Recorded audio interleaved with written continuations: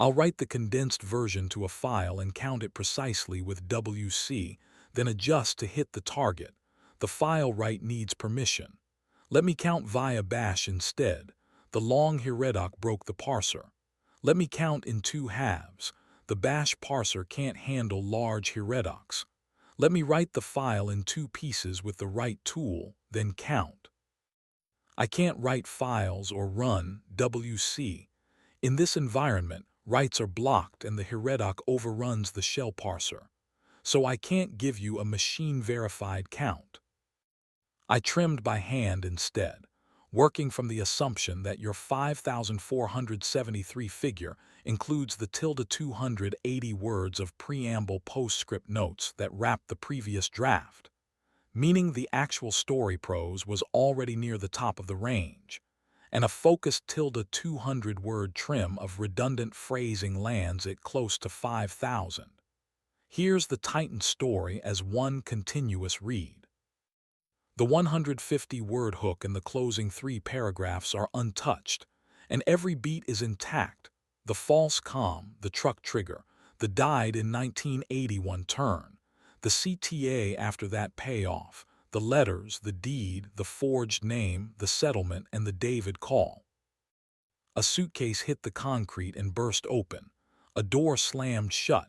The lock turned with a hard click. On the other side, fists pounded the wood, then stopped.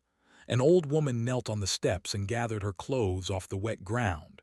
Rain soaked her coat. $3 sat in her coat pocket. That was everything she had left. Inside that house lived her own son. She had raised him, fed him, worked 2 jobs to keep him in shoes. Now he wouldn't open the door. The neighbors watched from their windows and pretended not to. Not one of them moved. Her name was Eleanor Hartley, and she was 70 years old. She picked up the last sock, closed the broken latch with shaking hands, and stood up. What she would find 3 days later under her grandmother's cottage floor would change everything. Stay with me on this one. The bus pulled out of the city before the sun was up. Eleanor sat in the back with the suitcase on her lap because she didn't trust it to the rack. She'd bought the ticket with 2 of her $3. The last one she folded into her shoe, the way her grandmother used to. She didn't cry. She had cried the night before in the bus station bathroom with the hand dryer running so nobody would hear. By morning she was done with that. Crying is a thing you do when you still expect someone to come. Eleanor had stopped expecting. Here's the thing about Eleanor. She had 3 children. David, the oldest, the one who put her out. Carol, 2 states away, who stopped answering the phone around Christmas, and Michael, the baby, who had died at 44 of a bad heart and who would never have let any of this happen. She had buried a husband and a son. She had worked her whole life, cleaning offices at night, sewing in the daytime. She raised those kids in a 3rd-floor walk-up and never once let them see her go without. And somewhere in the last 10 years it had all turned around on her. She got slow. Her hands shook. She forgot the names of streets. David moved her into his back bedroom and called it generous, and his wife called it temporary, and the grandchildren learned to walk past her closed door without knocking. She became a thing discussed in the kitchen in low voices. A burden. That was the word she heard through the wall one night. A burden. So when David set her suitcase on the steps that morning, part of her was almost relieved. At least now it was said out loud. At least now she knew where she stood. The bus climbed out of the flatland into the hills, the towns getting smaller and farther apart. By afternoon, the windows were full of steep green trees pressing in on both sides of the road. Eleanor knew this country. She'd been born in it, back in a fold of the mountains called Cutter's Hollow, in a stone cottage her grandmother kept. She had not seen that cottage in nearly 60 years. She remembered it the way you remember a dream after coffee. Pieces, the cold floor, the smell of wood smoke and apples, her grandmother's hands braiding her hair on the porch. And then the day a car came and took her away, and her grandmother stood in the road getting smaller, and nobody ever explained why. That was the story Eleanor had carried her whole life. She'd been sent away, given up. There must have been something wrong with her, some reason a family hands a girl off and doesn't come back. Her mother never spoke of it. Whatever the reason was, it went into the ground with both of them. Now, with nowhere on this earth to go, Alina was going back to the one place that had ever felt like hers, even if it had thrown her out too. The bus let her off at a crossroads with a closed gas station and a church, and then it was just her and the mountains and the sound of water somewhere she couldn't see. She walked. The road into the hollow was gravel, then dirt, then barely a road at all. Her shoes were wrong for it. Her hip ached. But she knew the way the same way you know your own name, and after 2 hours with the light going gold and low, she came around a stand of laurel, and there it was. Her grandmother's cottage, still standing, just barely. 40 years empty. The roof had caved on one side. Vines had pulled half the chimney down. The porch sagged like a tired back. But the stone walls her great-great-grandfather had laid by hand were still square and true, and the door, swollen and gray, was still on its hinges. And on that sagging porch in the last of the light something moved. It was a dog. A hound, thin as a coat hanger, ribs you could count from the yard, and a coat the color of dead leaves. One eye was filmed over white, blind. The other watched her, and the dog did not run and it did not bark. It just stood there shaking, too weak to do either. Alina stopped at the foot of the steps. The two of them looked at each other, the cast-off woman and the cast-off dog, and something passed between them that neither one had words for. "Well," she said, "look at the both of us." She had half a sandwich in her bag from the station. She knelt slow, with her bad hip complaining, and held it out. The hound crept forward on its belly and took it so gently her fingers never felt the teeth. Then it looked up at her with that one good eye, asking the only question a starving thing knows how to ask. "Can I stay?" "You can stay," Alina said. "Lord knows nobody else wants either of us." She named him Biscuit, because that's what he ate first, and because it made her smile, and she had not smiled in a long time. That night they slept together on the one dry corner of the cottage floor, the old woman and the old dog, under a roof full of holes. And for the first time in years, Alina Hartley was not a burden to anybody. She was just a woman who had somewhere to be. The next morning she went to work. She didn't decide to stay so much as she ran out of reasons to leave. There was nowhere else. There was no one else. And the cottage, broken as it was, asked nothing of her but effort, and effort was the one thing Alina had never run out of. The roof came first. A roof is everything. Her grandmother used to say a house with a good roof can wait 50 years for the rest.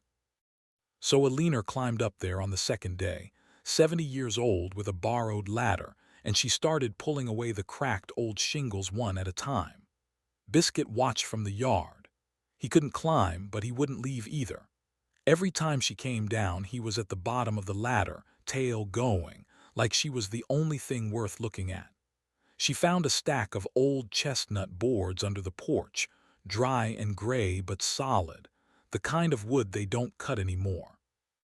She pried out the nails and hammered them home again, one board, then the next. Her hands blistered and bled, and she wrapped them in strips of an old shirt and kept going. It took her 11 days to close that roof. She lived on creek water she boiled, and dandelion greens, and a sack of cornmeal. A man named Royce sold her down at the crossroads store for her last dollar, the one from her shoe. Royce was about her age, quiet, with kind eyes, and he threw in a tin of bacon grease for free and didn't make her ask.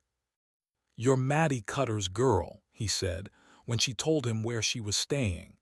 Mattie Cutter was her grandmother. "Granddaughter," Alina said, "I'm staying there now." Royce looked at her a long moment. "Your grandmother," he said slowly, "was the finest woman this hollow ever made. There's people here remember what she did. You ever need a thing, you come to me." Alina didn't know what he meant by what she did. She figured he was being kind to an old woman. She thanked him and walked the long road home, where Biscuit was waiting at the bend, having heard her coming a half-mile off. On the 12th day, the roof held a hard rain and not a drop came through. Elinor sat inside dry with a small fire going in a grate she'd cleared, and Biscuit's head heavy and warm on her foot, and she thought in the simple way you think a true thing that she could die here and it would be home. That should have been the end of it. A broken woman, a broken dog, a mended roof and peace. But the root cellar was still down there, and the root cellar had been waiting 40 years. She went down into it the next week, when the food got low and she remembered her grandmother used to keep potatoes and put up jars in the cool dark under the kitchen. The cellar door was set into the slope behind the house, half buried in leaves. It took her and Biscuit the better part of a morning to dig it free. She went down the stone steps with a candle. Biscuit would not follow. He stood at the top, whining, that white eye rolling, and no amount of coaxing would move him. Elinor went alone. The cellar was small, empty shelves, a few jars gone black, a dirt floor hard as cement, and walls of stacked fieldstone, the same stone as the house. She was about to climb back out when the candle flame leaned, just a little, a breath of air coming from somewhere it shouldn't. From the wall, low down in the corner, Elinor held the candle close and she saw that one stone there sat just slightly proud of the others, just slightly wrong. The kind of wrong only the person who built it would ever notice. She set the candle down. She worked her bleeding fingers into the gap around that stone. It moved. It had been set to move. It came out into her hands, heavier than it looked, and behind it was a hollow space carved back into the earth, and in that space, wrapped in oilcloth gone stiff with age, was a rusted tin box. Elinor knelt in the cold dark and lifted it out. It was about the size of a Bible, heavier. Something inside shifted when she tilted it. On the lid, scratched into the metal with a nail in a hand she would have known anywhere, were 3 words. For my Elinor, her name, her grandmother's hand, set into the wall 40 years before in a cellar in a hollow in a house Elinor was never supposed to see again. She sat down hard on the cold dirt floor. Up at the top of the stairs, Biscuit had gone silent and the candle burned straight and still, and the whole mountain seemed to be holding its breath. The box was locked. A small brass lock rusted shut. Elinor carried it up into the light and Biscuit pressed against her legs the whole way to the house like he knew. She set it on the table by the fire. She got the hammer. And with 3 careful taps she broke the lock her grandmother had closed half a lifetime ago.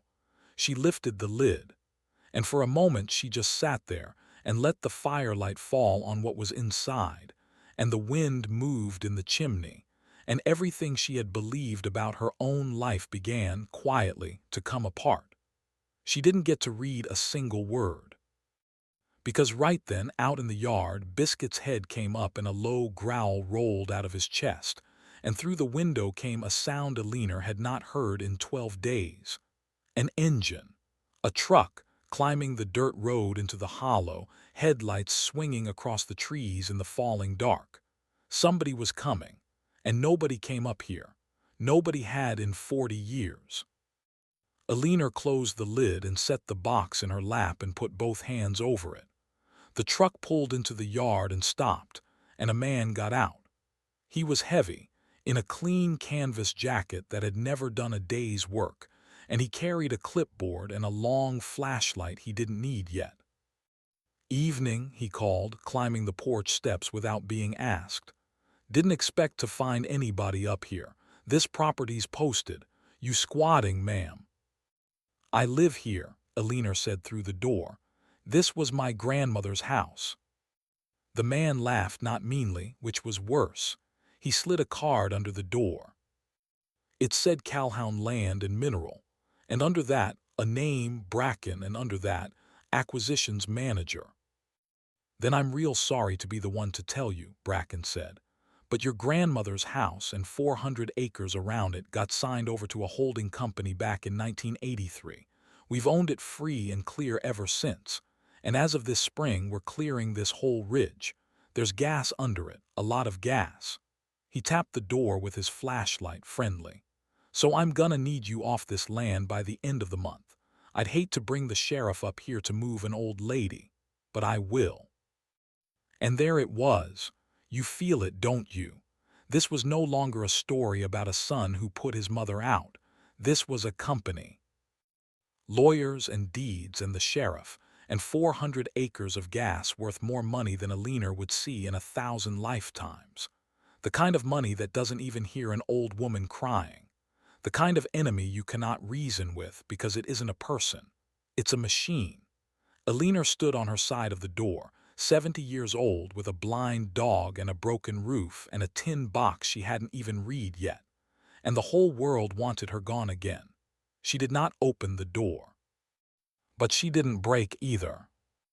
You said 1983, she said. Bracken paused on the steps. That's right. My grandmother died in 1981, Alina said. So you tell me. How did a dead woman sign your papers 2 years after they put her in the ground? The silence on the other side of that door was the sweetest thing she'd heard in years. Bracken recovered fast, the way his kind always do. He said paperwork takes time, said estates are complicated, said she should talk to a lawyer if she had one, which they both knew she didn't. He left his card and his threat and drove back down the mountain, red taillights shrinking through the trees, and Alina watched until they were gone.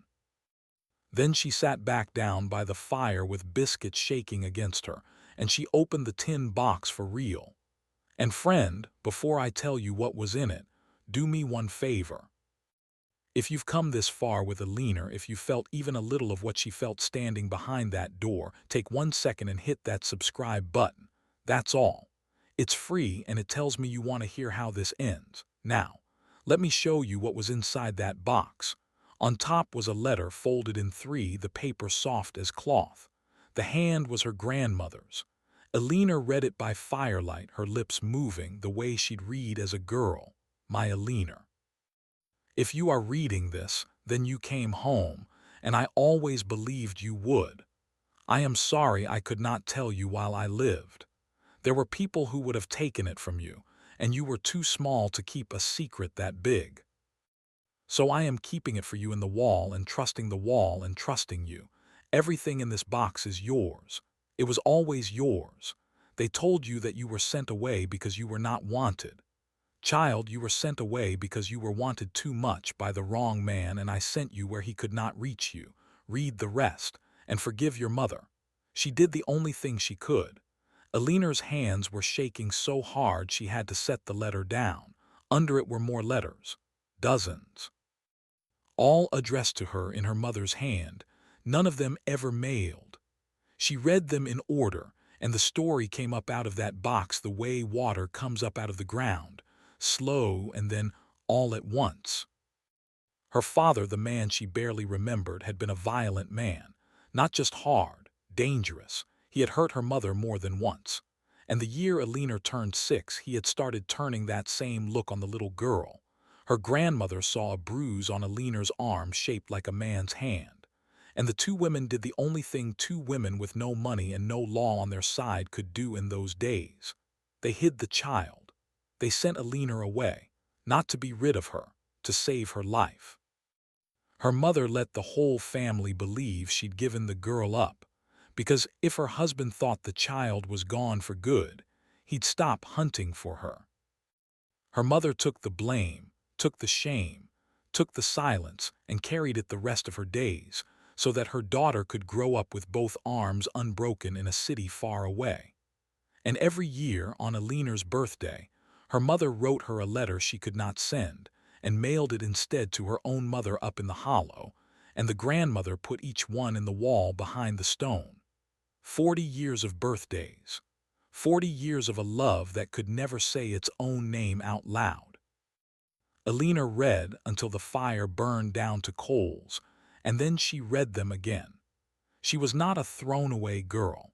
She was a girl who had been loved so fiercely that 2 women had set fire to their own reputations to keep her safe. The wound she'd carried under everything, the certainty that there was something unlovable in her. All of it was a lie. A kind lie told to a monster that had cost her mother everything. She put her face down into Biscuit's neck and she wept, and it was not the crying she'd done in the bus station. That had been the crying of a woman who had given up. This was the other kind. This was the crying you do when something you buried turns out to have been alive the whole time, but the tin box was not empty yet. At the very bottom, under the last letter, wrapped in its own square of oilcloth, was a folded document with a state seal pressed into it, and Aline's breath stopped when she understood what she was holding. A deed. The deed. To the cottage and to 412 acres of Cottage Ridge, drawn up legal and witnessed and filed in the year 1979. Her grandmother had not died poor and forgotten. She had owned this whole mountain, and 2 years before she died she had deeded every stone and every acre of it, not to her daughter, not to anyone who might be reached and pressured and robbed, but to one person, Aline Hartley, the granddaughter, the little girl in the city who didn't even know. Behind the deed was one more paper, newer, the ink less faded. A letter from a lawyer in the county seat, a man named Prout, dated the year before her grandmother passed. It said the deed had been properly recorded at the courthouse. And it said, in the careful words of a careful man, that there had been inquiries about the mineral rights to Cottage Ridge, and that he had advised Mrs. Cutter to register her ownership loudly and well because, he wrote, where there is gas in these hills, there are men who will swear a dead woman signed her name. Aline sat very still. She understood now. Calhoun Land and Mineral had not bought this mountain. You cannot buy a thing from a woman 2 years dead. They had forged it. They had counted on the fact that the real owner was a frightened old lady in a city far away who had been told her whole life that she had no people and no home and no claim to anything. They had counted on Aline believing she was a burden. And that, it turned out, was the one thing in the world that was no longer true. She didn't sleep that night.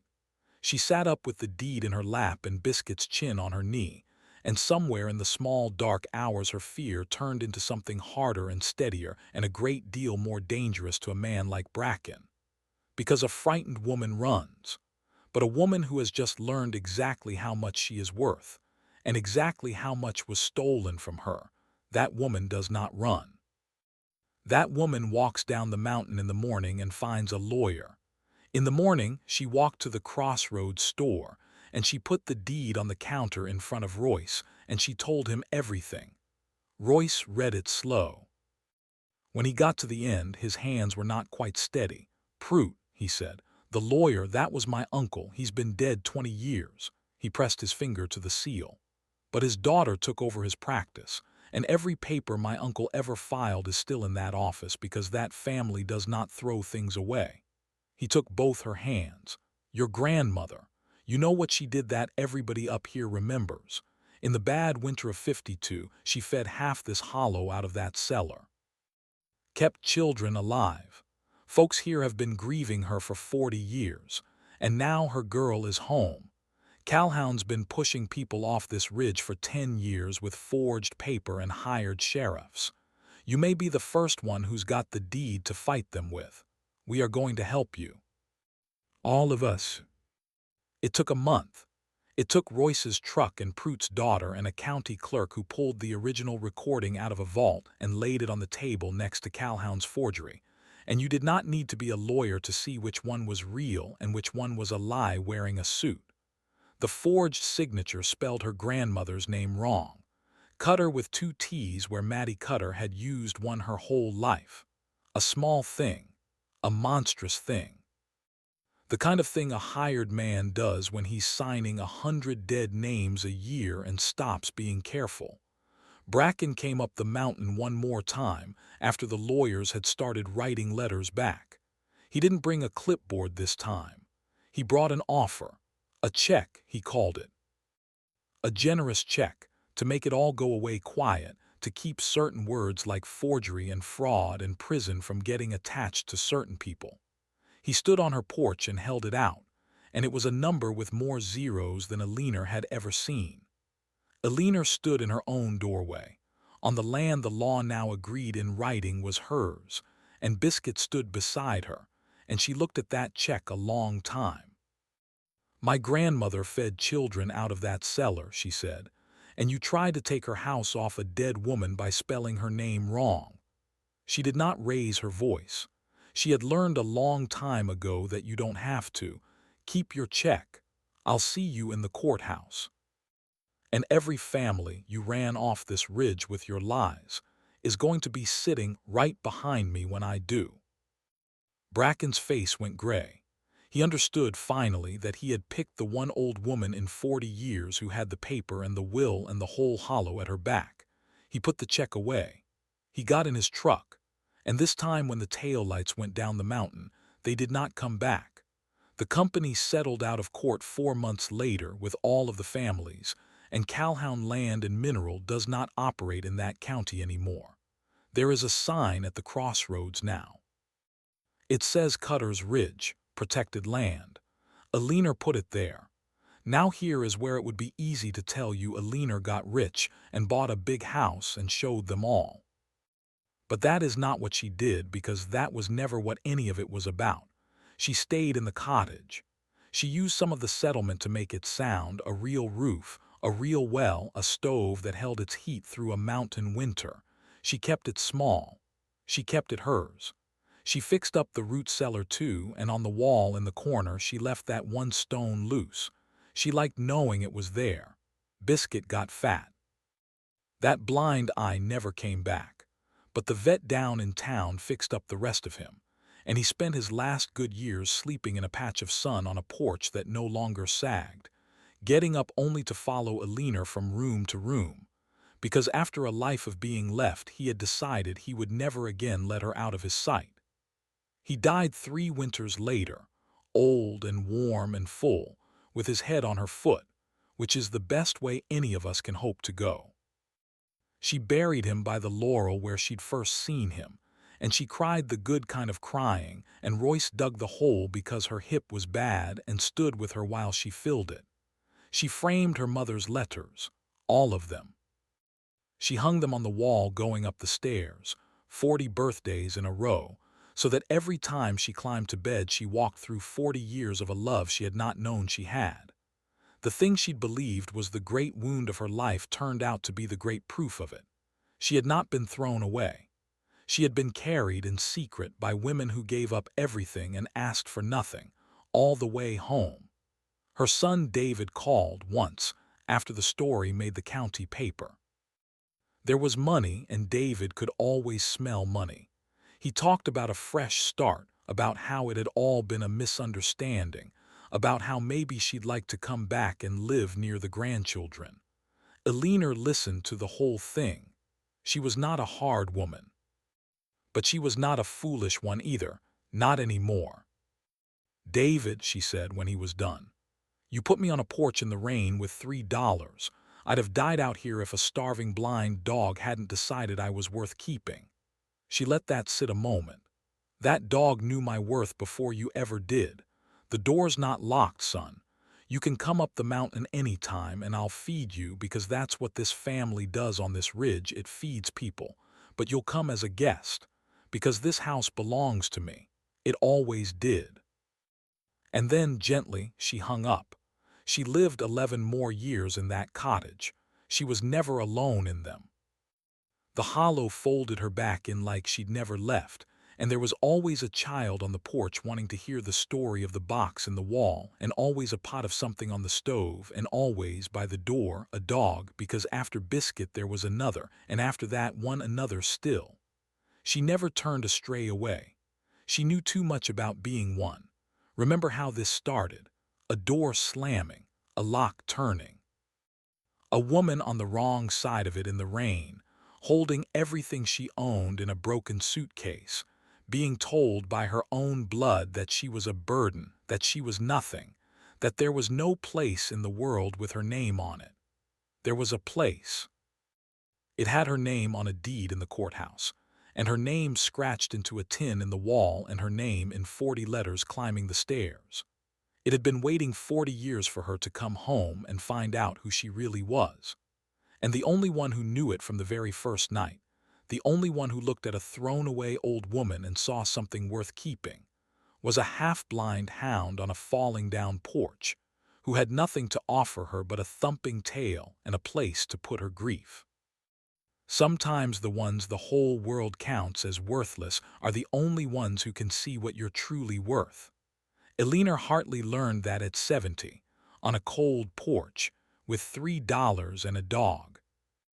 And she spent the rest of her life making sure no one who climbed that mountain ever had to learn it the hard way again.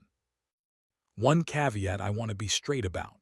I could not run a word counter this session, so I can't hand you a verified number. My estimate is roughly 4,955,000 based on the tilde 200 words of redundancy I cut, the doubled all right / more than all right.